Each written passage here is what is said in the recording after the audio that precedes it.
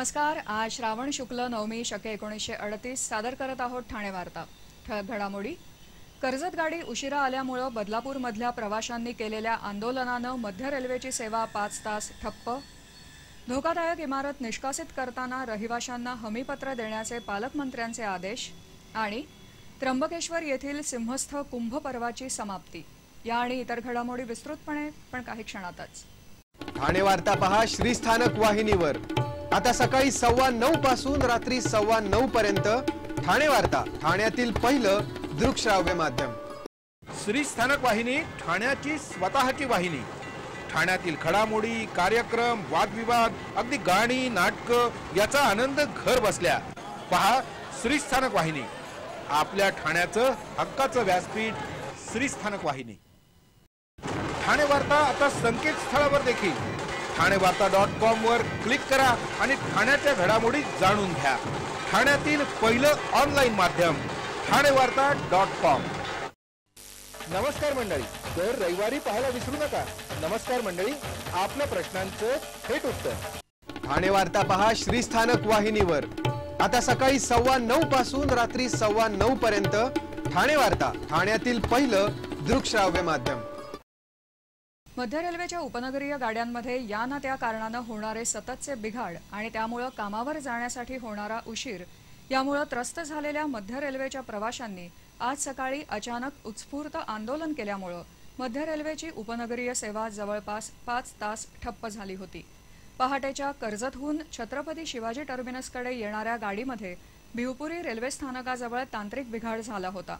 यामुळे बदलापूरला 5:05 येणारी ही उपनगरीय गाडी जवळपास 20 मिनिटं उशिरा आली। त्यामुळे बदलापूर रेल्वे स्थानकावर गाडीची वाट पाहत उभे असलेले प्रवासी संतप्त झाले आणि रेल्वे रुळावर ठाण मांडून रेल रोको आंदोलन केलं। काही प्रवाशांनी रेल्वे व्यवस्थापकांना घेराव घातला आणि गाडी यापुढे वेळेवर येईल असं लिहून देण्याची मागणी केली। संतप्त झालेल्या प्रवाशांनी रेल्वे रुळावर ठाण मांडत दोन्ही बाजूच्या गाड्या रोखून धरल्या। यामुळे उपनगरीय गाड्यांच्या वेळापत्रकाबरोबरच लांब पल्ल्याच्या गाड्यांचं वेळापत्रकही विस्कळीत झालं।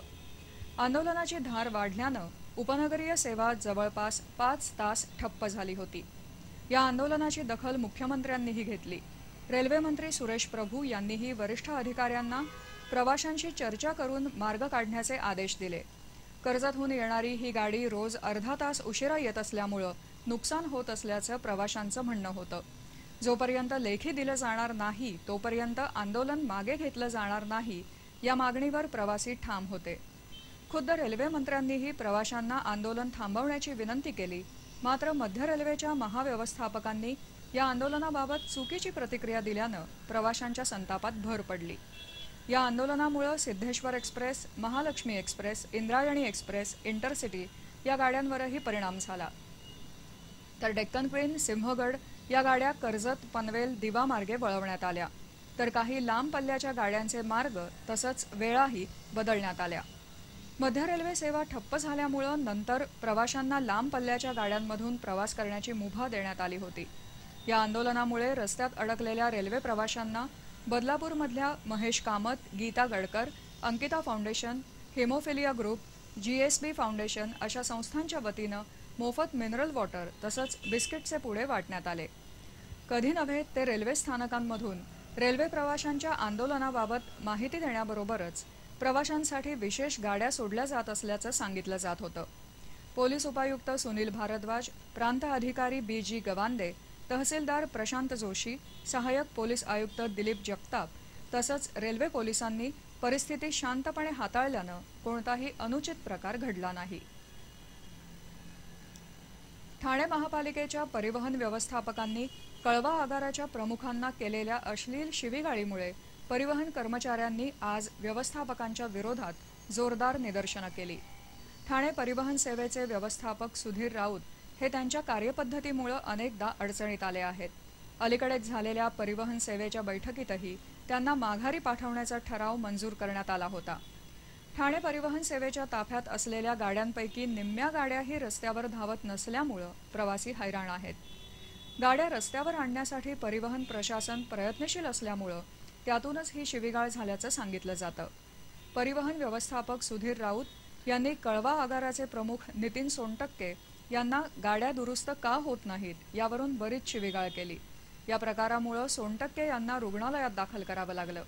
त्यांच्या छातीत दुखू लागल्यामुळे आणि रक्तदाब वाढल्यामुळे त्यांना जिल्हा शासकीय रुग्णालयातून महापालिकेच्या कळवा रुग्णालयात दाखल करण्यात आलं आहे। कर्मचाऱ्यांना हा प्रकार कळताच कर्मचाऱ्यांनीही व्यवस्थापकांच्या शिवीगाळीबाबत तीव्र नाराजी व्यक्त करत परिवहन व्यवस्थापक हटावची मागणी करत जोरदार निदर्शनं केली। मुंबईच्या हिरानंदानी रुग्णालयातील किडनी रॅकेट समोर आल्यावर आता अनेक धक्कादायक प्रकार समोर येत आहेत। या प्रकरणात ठाणे मुंबईतील काही रुग्णालयं आणि लॅबोरेटरीज देखील सहभागी असल्याचा संशय व्यक्त होत आहे। मुलुंडमधील हिरा मोंघी रुग्णालयातही अशाच प्रकारे हिरानंदानी प्रकरणात अटकेत असलेले डॉक्टर शेटे आणि डॉक्टर शहा या जोडगोळीनं ठाण्यातील दोन्ही किडन्या निकामी झालेल्या एका तरुणाची घोर फसवणूक केल्याचा आरोप होत आहे। ठाण्यातील बागळे इस्टेट भागातील पडवळ नगरमध्ये राहणारा 25 वर्षीय रोशन जगताप गेल्या काही वर्षांपासून किडनीच्या आजारानं त्रस्त होता। त्याच्यावर किडनी रोपण करण्याचा उपाय मुलुंड येथील हिरा मोंघी रुग्णालयाच्या डॉक्टरांनी सुचवला होता। त्यानुसार त्याची आई शीला जगताप हिनं रोशनला आपली एक किडनी दिली। यासाठी रुग्णालयानं या गरीब कुटुंबाकडून 4 लाख बिल वसूल केलं। शस्त्रक्रियेनंतर अवघ्या 3 तासातच ही किडनी व्यवस्थित काम करत नसल्याचं सांगून रोशनवर पुन्हा शस्त्रक्रिया करून रोपण केलेली किडनीच काढण्यात आली। तब्बल 2 वेळा शस्त्रक्रिया झाल्यानं रुग्णाची प्रकृती खालावल्यानं जगताप कुटुंबीय संतापले। त्यांनी रुग्णालयाला जाब विचारला, पण यावर डॉक्टर कोणतीही माहिती द्यायला तयार नव्हते। आधी एवढ्या चाचण्या झाल्यानंतरही किडनी कशी काम करत नव्हती आणि शस्त्रक्रियेनंतर पुन्हा 3 तासात दुसरी शस्त्रक्रिया करण्याची का गरज भासली? एरवी सर्व चाचण्या पॉझिटिव्ह होत्या, तर शस्त्रक्रियेनंतर करण्यात आलेल्या चाचण्या निगेटिव्ह कशा ठरल्या हे प्रश्न अनुत्तरित असल्यानं या किडनी रॅकेटमध्ये लॅबोरेटरीज सुद्धा सामील असल्याचा संशय बळावला आहे। तर दुसरीकडे किडनी दिलेल्या रोशनच्या आईचीही प्रकृती खालावली। त्यामुळे या कुटुंबानं रुग्णालयावर कारवाई करण्याची मागणी केली आहे। ठाणे वार्ता पहा श्रीस्थानक वाहिनीवर। आता सकाळी 9:15 पासून रात्री 9:15 पर्यंत ठाणे वार्ता, ठाण्यातील पहिलं दृकश्राव्य माध्यम। आपला परिसर स्वच्छ आणि सुंदर ठेवण्यासाठी ठाणे महापालिकेत सहकार्य करा। ओला सुका कचरा वेगवेगळा जमा करा आणि रोगराईपासून मुक्तता मिळवा। ठाणे वार्ता आता संकेतस्थळावर देखील ठाणेवार्ता.com वर क्लिक करा आणि ठाण्याच्या घडामोडी जाणून घ्या। ठाण्यातील पहिलं ऑनलाईन माध्यम ठाणेवार्ता.com। डॉक्टर आणि रुग्णांचं पिढ्यानपिढ्यांचं जिव्हाळ्याचं नातं म्हणजेच डॉक्टर बेडेकर हॉस्पिटल आता अत्याधुनिक सोयी सुविधा आणि तंत्रज्ञान युक्त वंध्यत्व निवारण केंद्रात IVF आणि टेस्ट ट्यूब बेबीचीही सुविधा। डॉक्टर बेडेकर हॉस्पिटल, महर्षी कर्वेपथ, ठाणे। 65 वर्षांची निरंतर सेवा।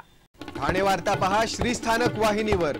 आता सकाळी 9:15 पासून रात्री 9:15 पर्यंत ठाणे वार्ता, ठाण्यातील पहिलं दृकश्राव्य माध्यम। धोकादायक इमारतींमधल्या निष्कासित रहिवाशांना भाडं, तात्पुरता निवारा, रहिवासी प्रमाणपत्र देण्याची हमी दिली जाणार आहे। भिवंडीसारख्या दुर्घटनेची पुनरावृत्ती होऊ नये आणि निष्पापांचे बळी जाऊ नयेत यासाठी अतिधोकादायक आणि धोकादायक इमारतींवर कारवाई करताना इमारतीतल्या रहिवाशांवर कुठल्याही प्रकारे अन्याय होणार नाही याची खबरदारी संबंधित महापालिकेनं घ्यावी असे स्पष्ट निर्देश पालकमंत्री एकनाथ शिंदे यांनी दिले आहेत। मालक आणि भाडेकरू यांच्यात समन्वय साधून भाडेकरूंचा घरावरचा हक्क अबाधित राहावा यासाठी त्यांना प्रमाणपत्र वाटप करण्यात यावं आणि इमारतीचा पुनर्विकास होताना त्यात संबंधित भाडेकरूला घर देत असल्याची हमी दिल्यावरच मूळ मालकाला पुनर्विकासाची परवानगी महापालिकेनं द्यावी असं शिंदे यांनी सांगितलं। धोकादायक इमारतींमधील रहिवाशांचं स्थलांतर संक्रमण शिबिरात किंवा छावण्यांमध्ये तातडीनं करण्यात यावं। तसंच जे भाडेकरू या जागी राहायला तयार नसतील त्यांना राहत असलेल्या जागेचं भाडं देण्यात यावं असं शिंदे यांनी बैठकीत सांगितलं।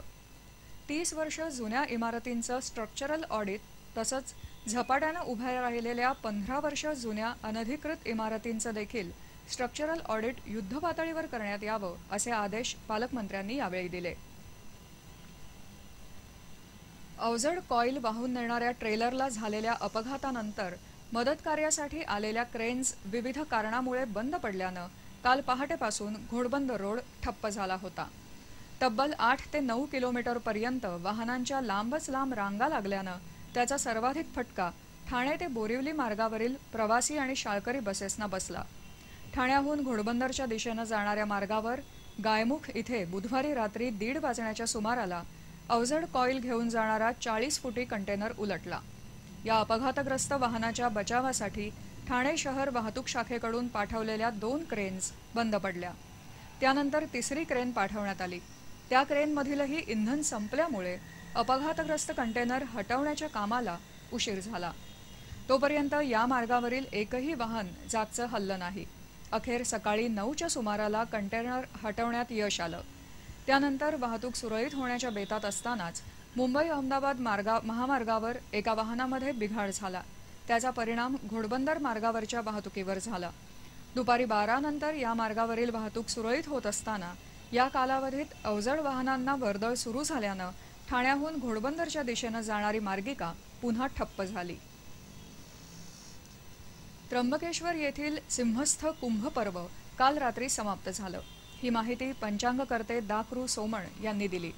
काल रात्री 9:13 गुरुग्रह कन्या राशीत गेल्यानं हे सिंहस्थ कुंभ पर्व समाप्त झालं. आता पुढील सिंहस्थ कुंभ पर्व 31 ऑक्टोबर 2026 मध्ये होणार असून ते त्रिखंडी असल्याचं दाकृ सोमण यांनी सांगितलं.